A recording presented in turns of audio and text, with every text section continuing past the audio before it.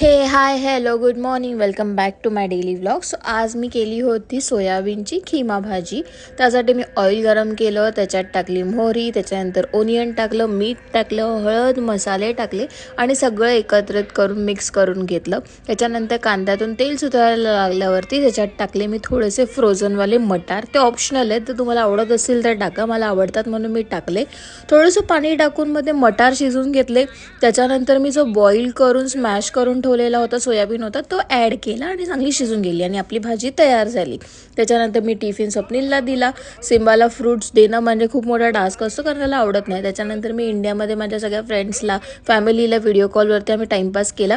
संध्याकाळी चहा पिलो, सिम्बाने खाल्लं दूध आणि बिस्किट. आणि आज आम्ही कुठं बाहेर जाणार नव्हतं कारण की आज होती इंडियाची मॅच. मग आम्ही मस्तपैकी मॅच एन्जॉय केली आणि आमचा डे एंड केला.